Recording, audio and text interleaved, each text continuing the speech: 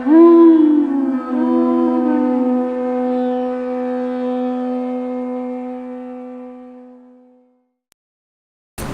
Namo Bhagavate Vasudevaya. Om Namo Bhagavate Vasudevaya. Om Namo Bhagavate Vasudevaya. So these are new, these are new glasses, so bear with me. This is falling over too, isn't it? There, okay. Text 23, chapter 16. Ya Shastra Vidim Vishtrija Vartate Kama Kartaha Na Sa Siddhim Avapnoti Na Sukham Na Param Gatim Na Shastra Vidim Ushtrija Vartate Kamakartaha Na Sasiddhim Avapnoti Na Sukham Na Param Gatim Ya Shastra Vidim Ushtrija Vartate Kamakartaha Na Sasiddhim Avapnoti Na Sukham Na Param Gatim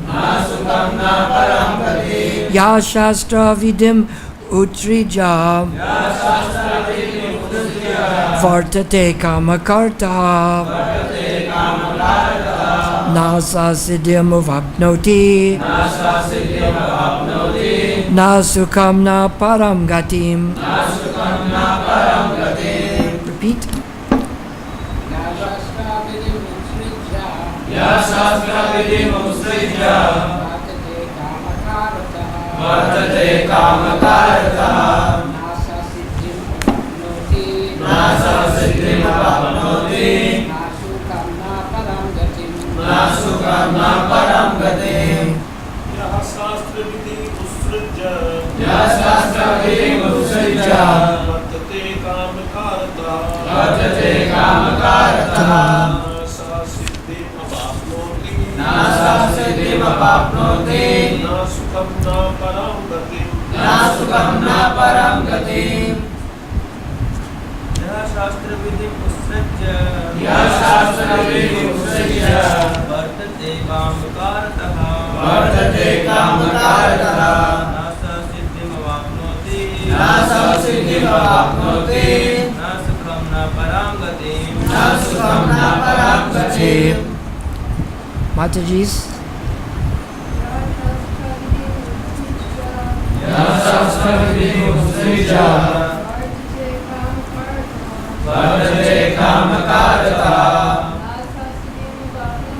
Na Sasiddhim Avapnoti Na Sukham Na Param Gatim. Others? Ya Shastra Vidim Utrija Ya Shastra Vidim Utrija Vartate Kamakartaha Na Sasiddhim Avapnoti Na Sukham Na Param Gatim. Ya. Anyone who. Shastra Vidim. The regulations of the scriptures. Ushtrija. Giving up. Vartate. Remains. Karma Kartaha. Acting whimsically. In lust. Remember these points. Na. Never. Sa. He. Siddhim. Perfection. Avapnoti. Achieves. Na. Never. Sukham. Happiness. Na. Never. Param, the supreme. Gatim, the perfectional stage. So we will read the verse and the purport, and then we'll go back through this slowly. But listen to the points, because I may ask some of you impromptu if you remember some of these points of what is going on here. So listen carefully, because I could call on you at any point to discuss one of these points that we are discussing here in this verse. The English translation. He who discards scriptural injunctions and acts according to his own whims attains neither perfection, nor happiness, nor the supreme destination. Does that sound good? Doesn't sound too good to me. No, but the concept doesn't sound like a good path to follow, right? We'll discuss that in a minute here. Purport by Srila Prabhupada.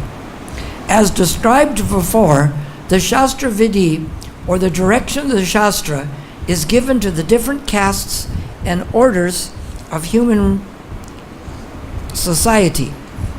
Pardon me, but these classes are new, so it's a little harder to read. Everyone is expected to follow these rules and regulations. If one does not follow them and acts whimsically according to his lust, greed, and desire, then he never will be perfect in his life. In other words, a man may theoretically know all these things, but if he does not apply them in his own life, then he is to be known as the lowest of mankind. In the human form of life, a living entity is expected to be sane and to follow the regulations given for elevating his life to the highest platform. But if he does not follow them, then he degrades himself. But even if he follows the rules and regulations and moral principles, and ultimately does not come to the stage of understanding the Supreme Lord, then all of his knowledge becomes spoiled. And even if he accepts the existence of God, if he does not engage himself in the service of the Lord, his attempts are spoiled. Therefore, one should gradually raise himself to the platform of Krishna consciousness and devotional service. It is then and there that one can attain the highest perfectional stage, not otherwise. The word kama kartaha is very significant. A person who knowingly violates the rules acts in lust. He knows that this is forbidden, but still he acts. This is called acting whimsically. He knows that this should be done, but still he does not do it. Therefore he is called whimsical. Such persons are destined to be condemned by the Supreme Lord. Such persons cannot have the perfection which is meant for the human life. The human life is especially meant for purifying one's existence, and one who does not follow the rules and regulations cannot purify himself, nor can he attain the real stage of happiness. So who is expected to follow these rules and regulations? 20% of the people? 40? 60? 80? Or 100? Who says 100? Does that mean 80% are supposed to? Yes, 80% are, but more. We'll discuss some points from here. It says in the verse, he who disregards scriptural injunctions. Is that correct? It is right. It's not disregards, it's discards. What's the difference? Why is the discards worse than disregarding? Yes. Discard means you throw it away. What would disregard mean? Not quite interested. So there's a difference here. You throw it away, right? Well, I'll get to that later. That's different than discarding it, throwing it away. If you throw it in the trash and come back, will it be there later? Right? You can throw like a lakh of rupees in the trash and come back next month. Or leave it in the street, it'll be there later. Because if you don't think it's worth anything, no one else will. Is that true? It isn't true. Just because you don't see it's valuable doesn't mean that it isn't valuable. So this is the point here. This is someone who discards, throws it away. And even though a lakh of rupees is worth a lot of money, if you throw it away, it doesn't do you any good. So this is the difference here.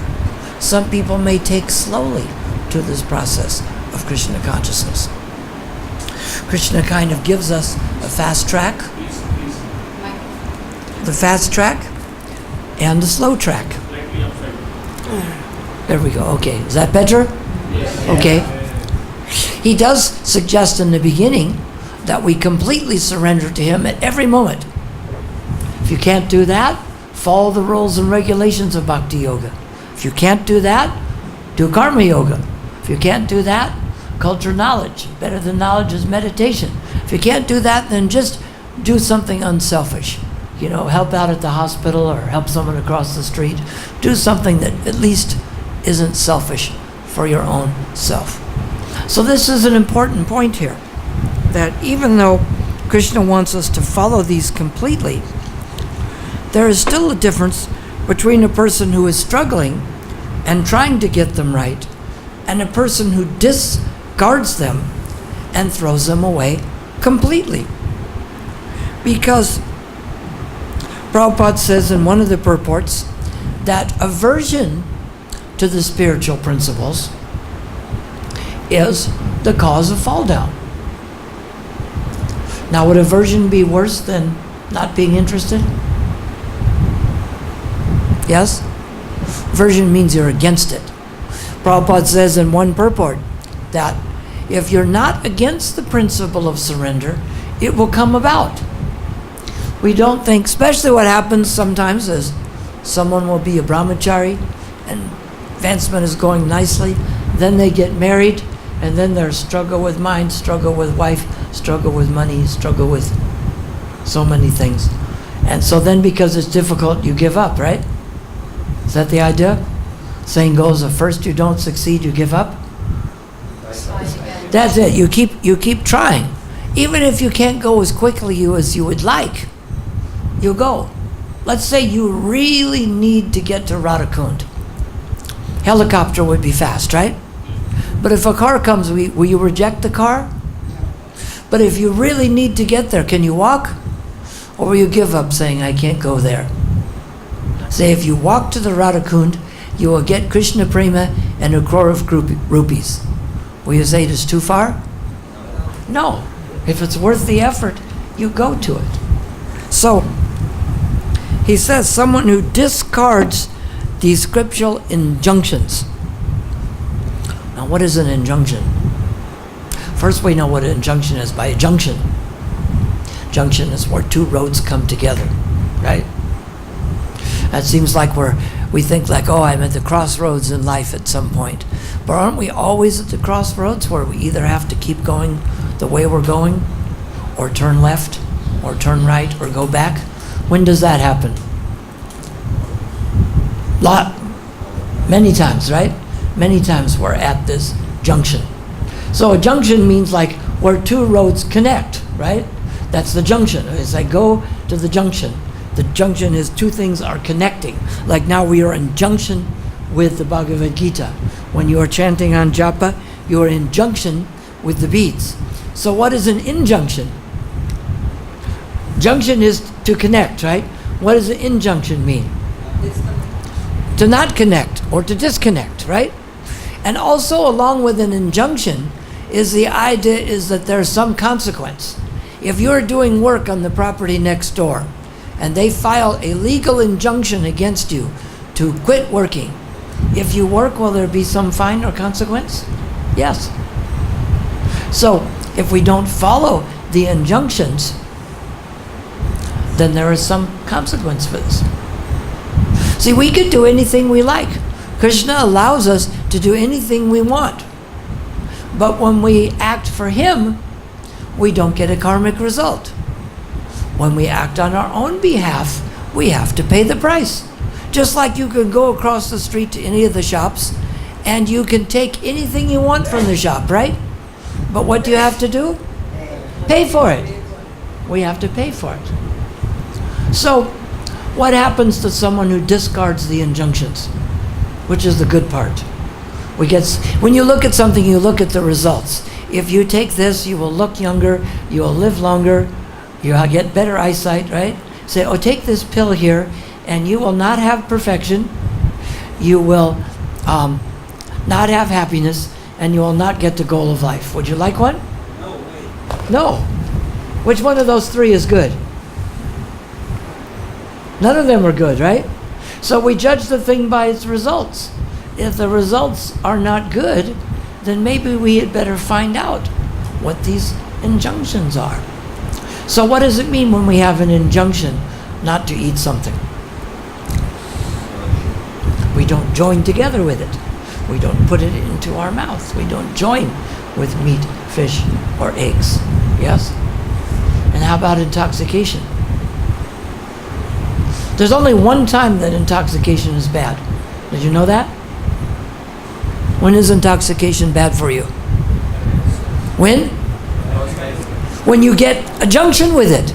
If it's sitting on the shelf, it won't hurt you. You can have 18 bottles of beer and amphetamines and bong and cocaine, and if it's over there and you don't have junction with it, it can't hurt you. When can it hurt you? When you have joining with it, right? Otherwise, it's just a part of material nature. But when you put it inside yourself, then it takes control of you, right? So that's what we have injunctions, not to do these, because there is a consequence. Isn't it true? So we have some main injunctions that we follow.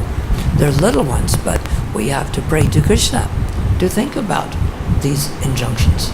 Not to eat any animals, not to take any intoxication, except on weekends are okay, right?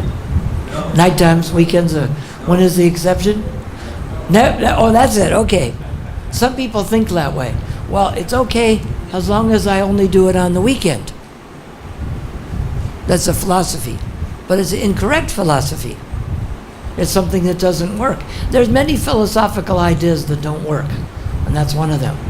They call themselves the functioning alcoholic, but they don't function very well, and they cause problems for the people around them. That's the problem. You join with these things, you cause problems not for just yourself, but people around you. And to engage, it's all right to do business, but you should do business in a proper way, not a speculative way, as if you were going to gambling. Now, in gambling, there's some people in Las Vegas who make a lot of money gambling. You know who they are? The owners of casinos, right? They don't build the casinos off the money they lost. They build it off the money that you lose. But if you don't gamble there, how much money will you lose? Zero. Which is good, because the worst thing that can happen is someone wins. Because then they think, oh, I will keep winning, right? And they lose just enough they never lose more than they have. Well, that's not true. Sometimes they get a debt and then they get in more trouble. But so we don't have junction with these things. If we go to Las Vegas, we don't take part in the gambling casinos. I remember as a child, the woman kept putting the money in the slot machine. You pull it and nothing was coming out, and the slot machine was calling break the bank. She thought the bank was in the slot machine. She had a big purse full of quarters of like dollar. They were like dollar coins or quarters, but the bank was in her purse. The bank wasn't in the slot machine. She was the bank. And, oh, my money's gone. I thought I was going to break the bank. You did break the bank. You were the bank. So they misunderstand this. So the problem is, what causes them to act this way?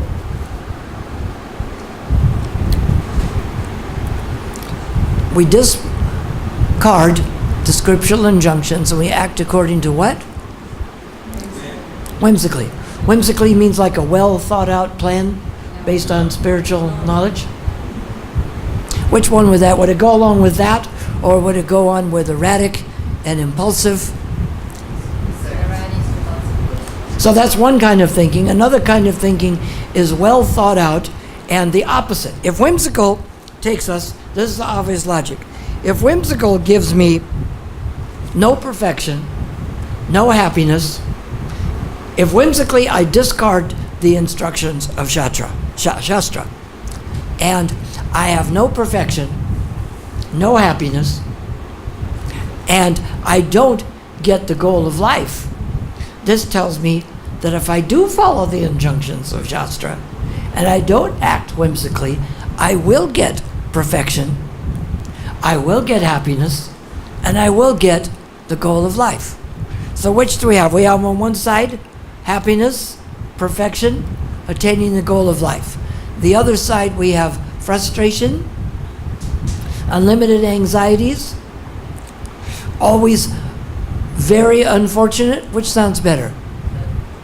The unfortunate one? You don't want the unfortunate? Who wants to be an unfortunate? Nobody signs up for that, right? If they open an unfortunates club, will you go? But people do, don't they? They call it something different, right? But they do have unfortunate clubs all over by different names, right? But it doesn't matter what you call it, it's what it is that counts, right? So there's acting whimsically. Now, where does this come up from training? This acting whimsically. They've taken the wrong junction and the wrong course of action. Now, some of this goes by how we have arranged our connection with the material energy. Now, if you have it properly and you learn what to do through the Shastra, it's stated that the soul is the rider and the intelligence is the driver of the horses. He has the reins, which are the mind, and the horses are the senses. So if it's proper, the soul has the intelligence direct the mind to pull, as Krishna says in the 6th chapter of Bhagavad-Gita, from whenever and wherever the mind wanders, you pull it back under the control of the self. So the system has to be correct. That we make sure that the intelligence is used to understand what is matter, what is spirit, and how can I pull the senses away from matter and to spirit, right? We use a rope for that. Does anyone know? We put a rope around the senses of the horses and we pull them. Who knows what the rope looks like? Here, like this. One hand goes to the senses, the other hand we go, Hare Krishna, Krishna Krishna, Hare Hare, Hare Rama, Rama Rama, Hare Hare. And when we are chanting, we are touching, we are hearing. It says that we offer the fire of hearing in the sacrifice of the controlled mind. Because you're controlling the mind when you're hearing it. Hare Krishna, these other things are not controlling it. This is the proper way. Now, whimsically means just whatever comes along. Hey, take one of those. Oh no, go over there. I was like, go over there. Someone else says, go over there. Then you go there. Then you do this. Then you do that. Whatever comes to mind, you just follow it, right? That's whimsically. That is. There's a difference. Some people who are compulsive, it could be bad if they're compelled to the wrong thing. But we can be compelled to Krishna, compelled to devotional service, compelled to purification. But impulsive means, oh, okay, I think I'll go eat lunch now. And I just leave, right? Right in the middle of class. They do that. Or right in the middle of something that's important, they can leave that for something else. Because they haven't understood the Sankhya. And what does Sankhya mean? In one word, it means what? Well, it means counting. In other words, it's adding up the cost to value ratio. Okay, if I go and act whimsically, look how much trouble I'm going to be in. And if I surrender to Krishna, I become happy, joyous, free, blissful, so many wonderful things. So it's worth controlling them. If you just, the other way around, when you act whimsically, we have it backwards. That the senses, instead of the soul having the intelligence control the mind, which controls the senses and keeps it away from matter, when we act whimsically, the matter is the boss. And the matter tells the senses, hey, I'm over here, come get this. And the senses run off. And the intelligence then is thinking of ways and means to satisfy these senses, right? How can I get money? How can I go to watch the naked girls dance? Like Prabhupada says that when they're whimsical, they have a wife at home, and then they look for a girlfriend, and then they go to see the naked dancing too, right? Yes? And there's so many ways that they can whimsically be involved. So we can't have the senses in control. Say you're in that carriage and you want to go somewhere, but the horses are just going wherever they want to go. What's the chance of you getting there? If you don't know where you're going, it's very hard to get there. That's why we have to have a supreme goal. Vaisheshika was talking about master, goal, and schedule. Yes, so we have to have a schedule of what we're doing, right? If we don't know when the Mangal Artik is, and when the Bhagavatam class is, and when to do rounds, it's easy if we have a schedule. Okay, I go to the Mangal Artik, then I chant rounds. Why didn't I play any cricket today? Why? Because I didn't have it scheduled, and I forgot that it even existed until just now. Right? It just went out of my consciousness because I didn't have any need for cricket. Now, I don't know if it was a good idea or not. It looks kind of like a waste of time. But because I was not thinking about it, it didn't come to mind. The same way, if we're not thinking about Krishna, he won't come to mind. But if we are thinking about Krishna, then the sense objects won't come to mind. But sometimes we have to pull a little harder on those horses, because sometimes we may have been born with horses that are very tame and they're walking ponies, and we might have a horse that's like a raging wild horse. I know what this is like. It's funny, I just got an email from a friend of mine I knew as a child, and he was always a jokester. And he says, let's ride horses, because they had a bunch of horses. So I got on this one horse, and it tried to buck me off, it tried to run me into the tree, it tried to roll over, it tried to do all these things to get rid of me. So his sister said, did you ride horses? And I said, yes. She said, which one did you ride? And I told her the horse, and she said, that horse was captured in the wild yesterday. It's like what they call a wild Mustang. It's running wild, never been in captivity ever. And that was yesterday. And today, I'm trying to ride it. My friend is chuckling. Ah. So how hard was it to ride this wild horse?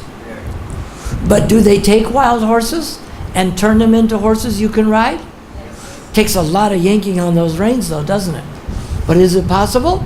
Yes. Krishna says, Arjuna says, that it's very difficult to control the mind. It's as difficult to control as a raging wind. So Krishna says, then give up? What does he say?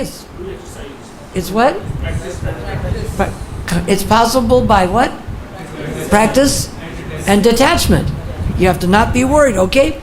Doesn't matter how many times it takes. I pull them back. You can say, hey, they have that tame horse. How come it's not so hard for them? You just keep pulling and pulling and pulling, and eventually the horse minds.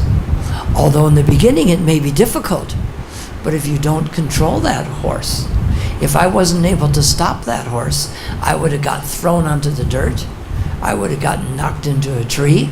I would have gotten rolled over on by a horse. Something bad would have happened.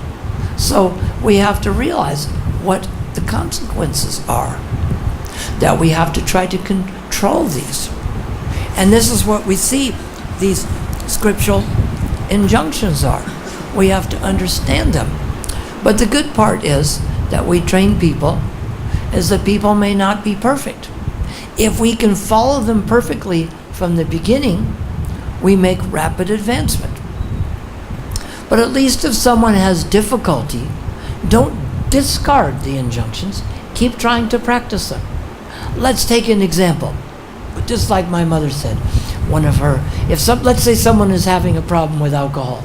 If they go drink a beer, should they think, well, I broke the principle now, I might as well get drunk all month, right? Is that true? No. Just because something is bad, do you keep doing it? No. You try to stop. My mother gave the example. She had a friend in college who was on a diet, and she had a 1 kilo box of chocolate, and she ate one piece. She said, well, I've blown my diet now, I might as well eat the whole kilo of chocolate, right? Is that true? No, but I've already blown the diet, so what difference does it make? It's like you hit me once. Well, you've already hit me once, you might as well hit me 100 times, right? That's the way we think, though. Well, I've already done that, so I might as well keep going. So if the person is struggling, but at least they do it less often, at least they have an understanding of what it is like to be free from these anarthas and what it is like to be controlled by them. Now, if you just stay controlled by them, you don't notice the difference. You don't notice the suffering that's involved. Prabhupada says in some purports that Krishna sometimes gives us suffering to help teach us a lesson so we'll know the right thing to do. That's why we pray for that. Krishna, please give me some suffering. So, do people pray that way? Queen Kunti, did anybody else here? You don't pray that way? If you don't pray for suffering, maybe it won't come, though.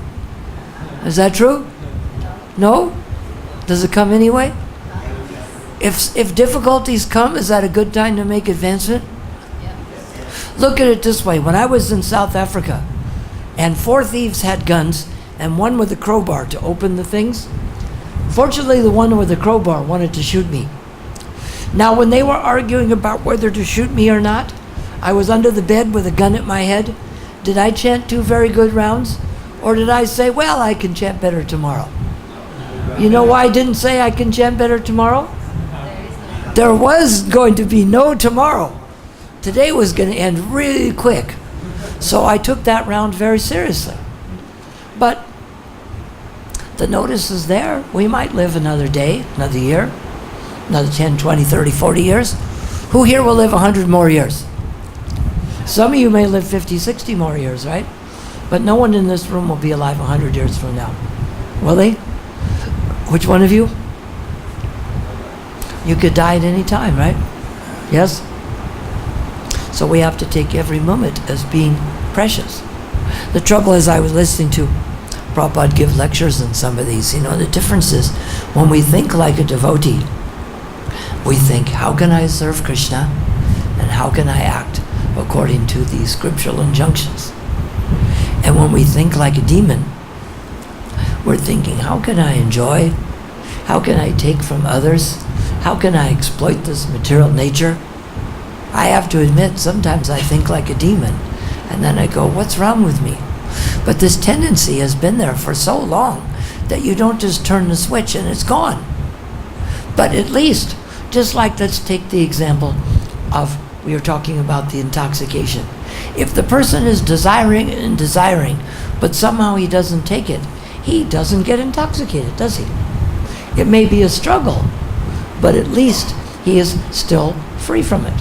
And then he realizes, better to try to free my mind as well, and not be just abstinent, but be in a sober and state of mind where we're very peaceful about wanting to do the correct things. But even if one is struggling, if he's at least trying not to act in this way, the ideas go through his mind, but he doesn't go to look for the naked dancing girls or go to look for the bar where they're serving alcohol and everybody appears to be happy. Then they're real happy the next morning, aren't they? Huh? Don't people get happy when they have a headache and no, they're not? But next time will be different? They say that's the insanity, is people do the same thing they did last week, and they expect the thing that made them suffer last week will be okay this week. Was that work out? It can't work out that way, right? It's like I pour water on myself. How did I get wet? I didn't think water would make me wet again. It did that last time. So we have to try to understand what these injunctions are. And an injunction is just like certain things may be suggestions, but an injunction is like, don't do this or else there'll be some problem.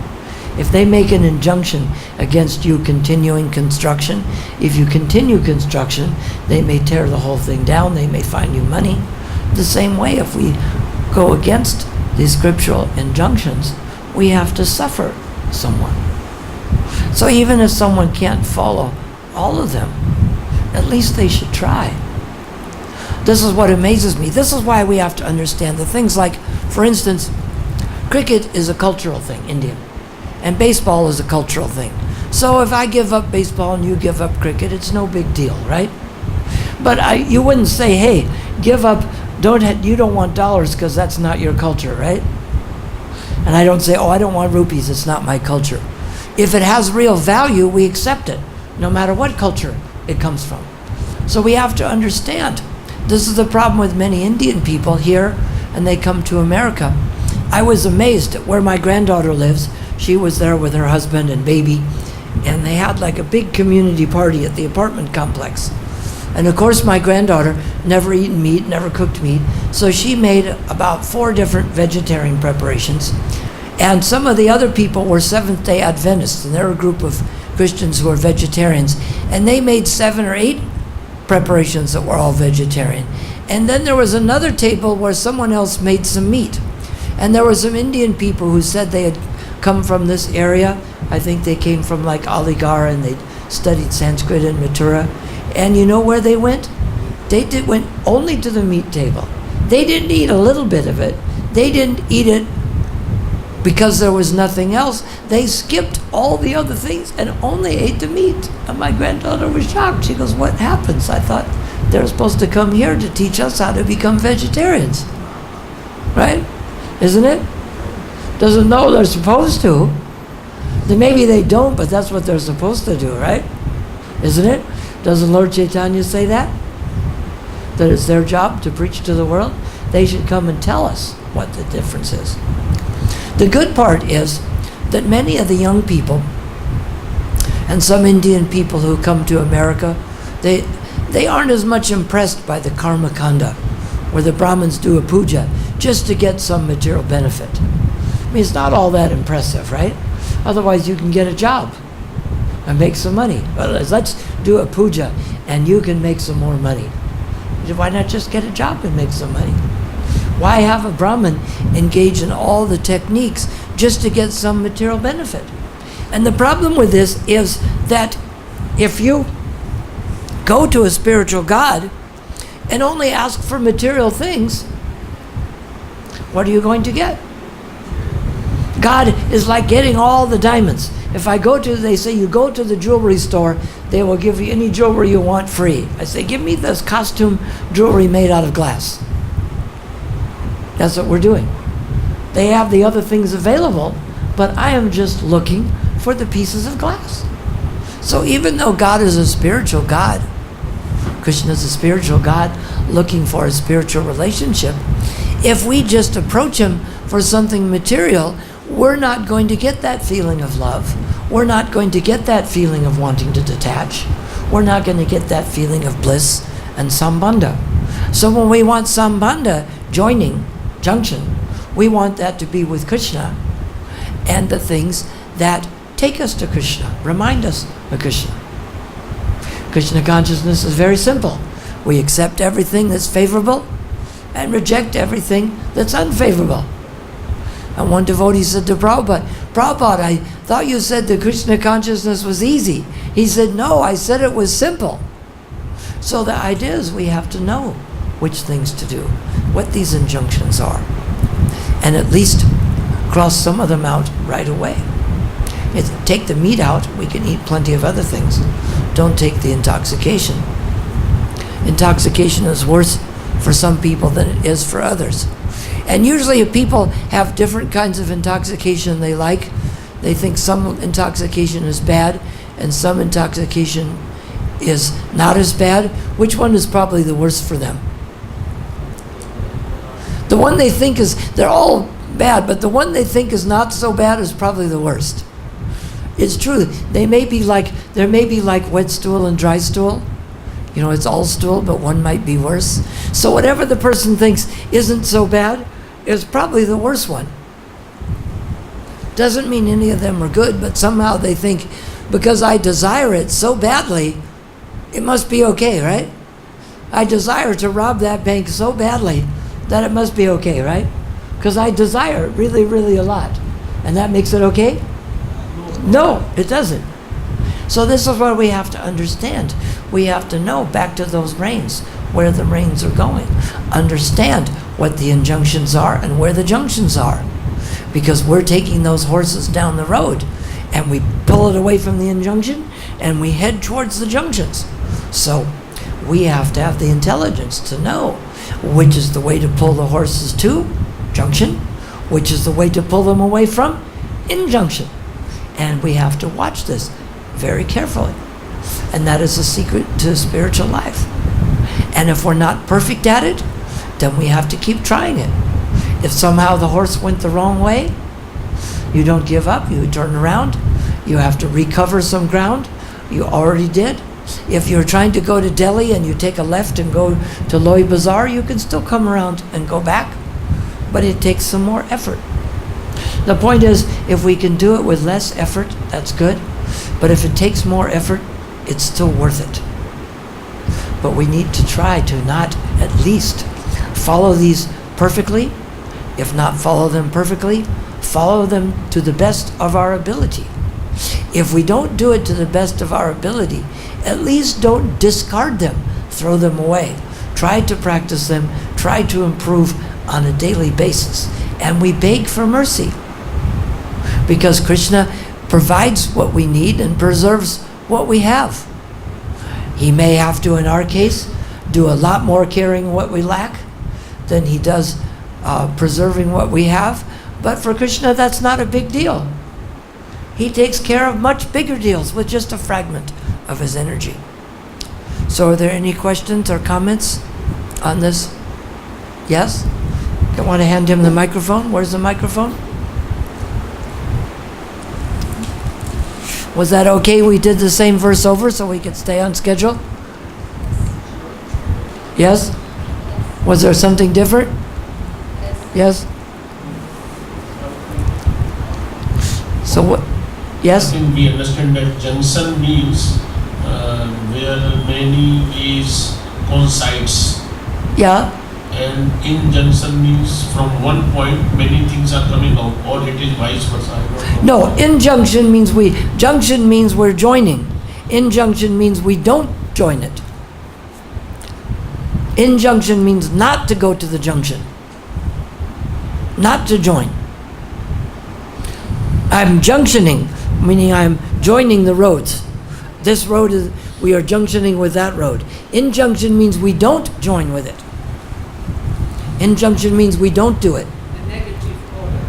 What? I don't do this. I don't do this, yes. I don't do this. I don't become involved in it. Don't do. Injunction, don't do. Negative instruction. It's not telling you to do something. It's telling you don't Something we don't do. We don't go there. We don't do that, we don't go there, we don't join with that, we don't participate in it. All of those things. Means we don't do that.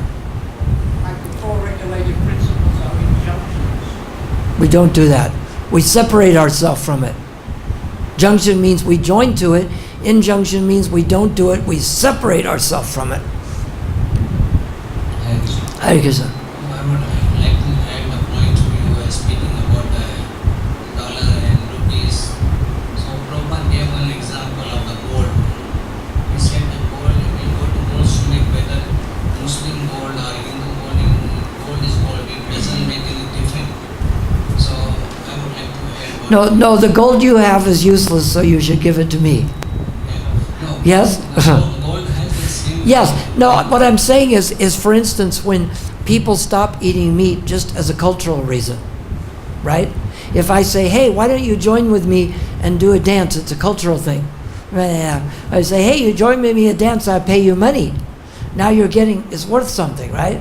So what we realize is that it is worth something. We get a benefit from not eating meat, and we have a detriment we suffer a problem from eating meat. So we realize there's some value to staying vegetarian, and we realize there's a negative value to eating the meat.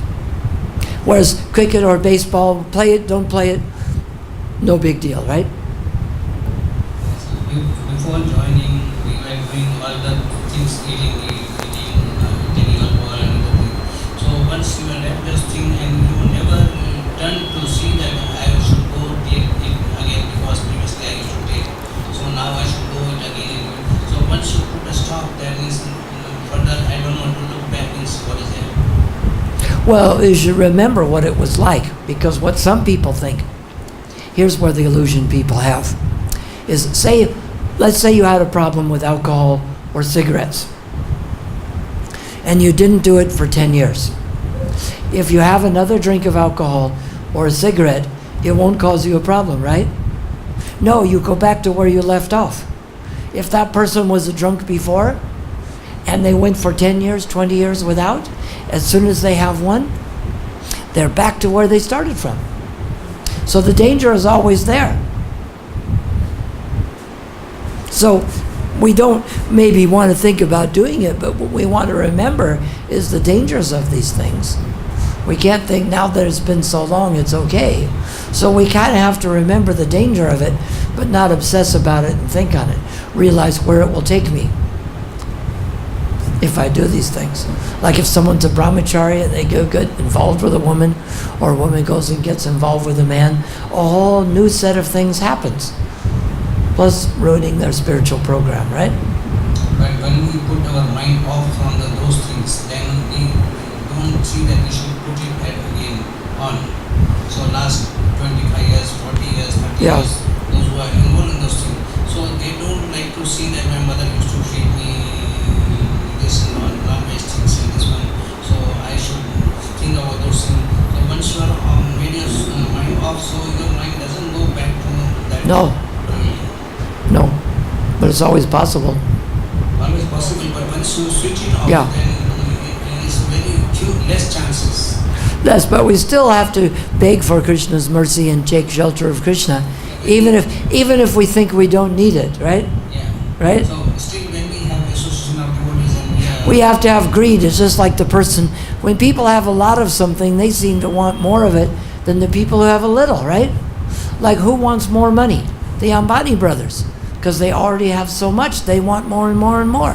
Someone who has Krishna Prema, they want more and more and more. So when we have something and we like it, we want more of it. We don't want less of it, right? Isn't it true? But we always have to be careful, right? You can't think it's like driving down the road. I've been driving for so long, I can close my eyes now, right? No, you can't. Yes. Question? Yes. In San Diego, Bhakti-Yoga Swami gives the example that when he first came to the temple, Srila Prabhupada was saying there are do's and there are do-nots. He didn't understand the accent, so he thought Prabhupada said donuts. Do's and donuts. Oh, good, I'm getting donuts. Donuts, yes, do's and donuts. And do-nots.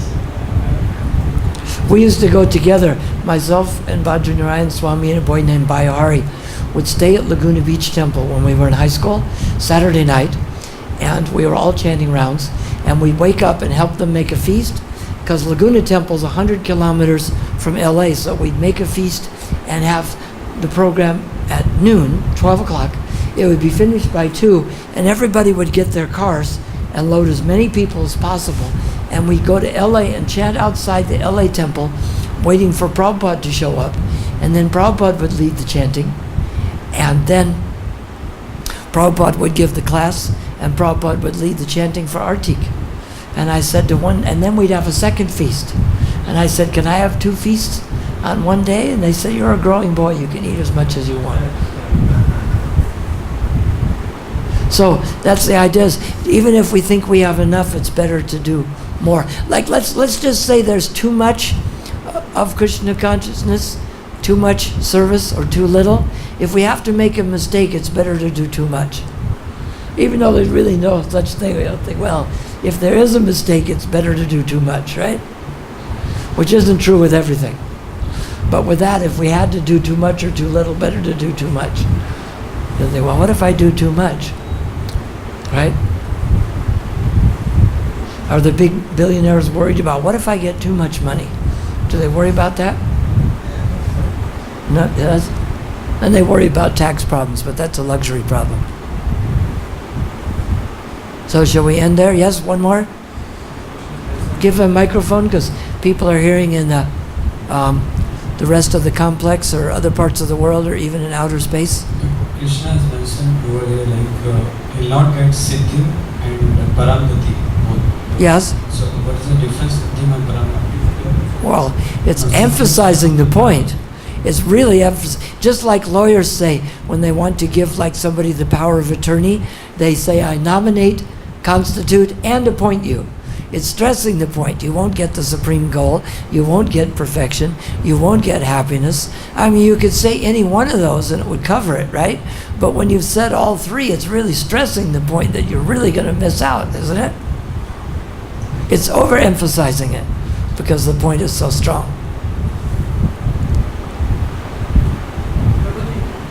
Yes.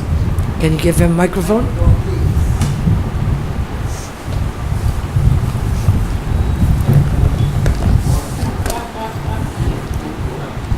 Hare Krishna. Hare Krishna. One devotee friend sent me a quotation. It's by our God brother Niranjan Swami. Mm-hmm. And it's right on the topic. He sent you right now? No, Oh. this morning. Oh. The continuous effort to reach Sudanam is what differentiates offenders from real disciples. Offenders remain in ignorance. Those who strive to become free from offenses do not.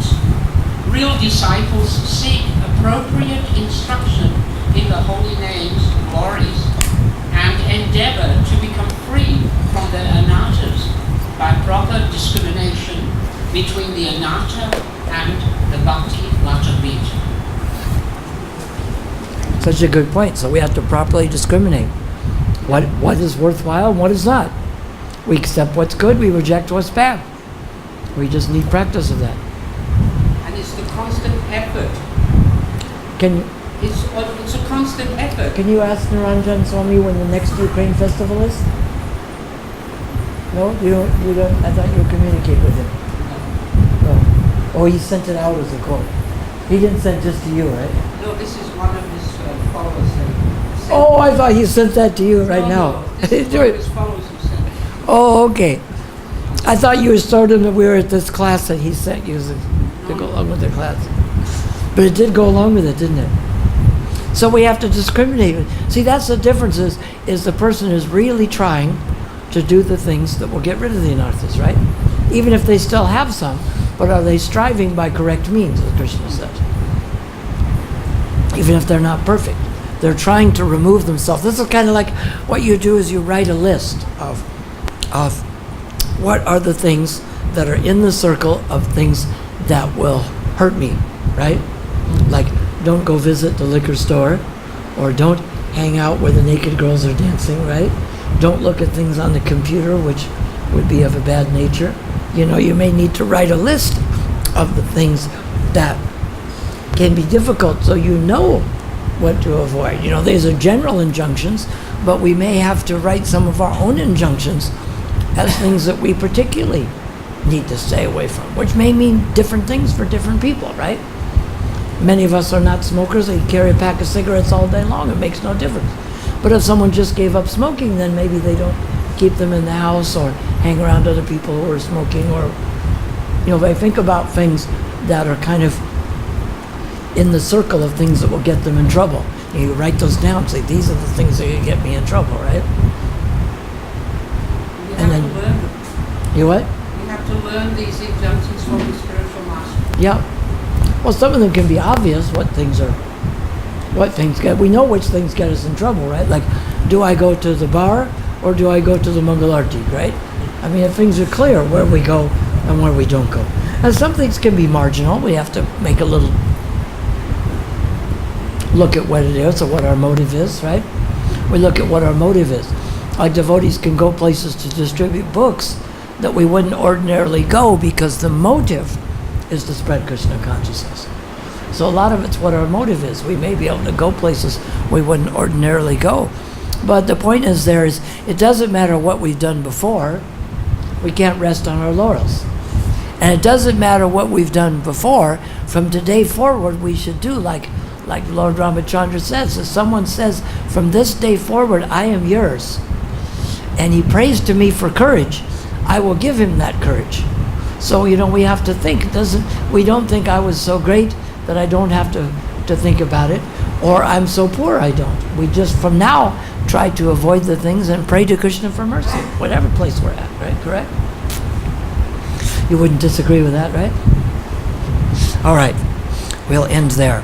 And please pray that my anarthas may be removed. Sometimes we just pray like that. Please, Krishna, remove my anarthas. Please state them in different ways. Please remove my shortcomings. Please remove the defects that I have in me that make it difficult for me to serve you and to be useful to you. Look at all the things it causes and say, Krishna, please help me to be useful to you by removing the defects that come in the form of anarthas. You ask Krishna for help. Beg for mercy. Don't beg for money, beg for mercy, right? Because we can get money, but mercy. Like I was trying to borrow anartha nivriti. You can borrow money, but anartha nivriti you have to get yourself. Jai, all glories to Srila Prabhupada.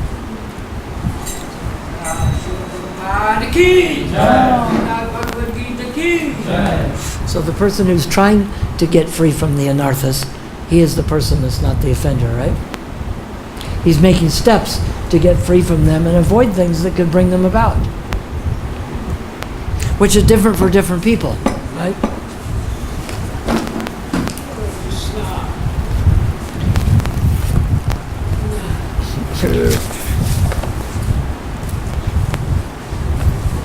And the other thing about junctions is once you're on a road, it may be difficult to get off of it.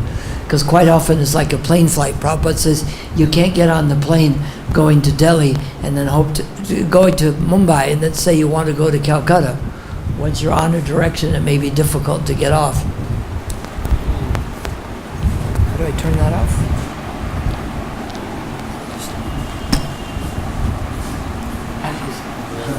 I got pulled up the other week. For what? One devotee pulled me up, said I was doing something wrong. What were you doing wrong? When I paid my license, I went like this. Oh! And he said, you shouldn't do that. I said, what should you do? He said, you should hold the lead back in your hand and pay businesses like this.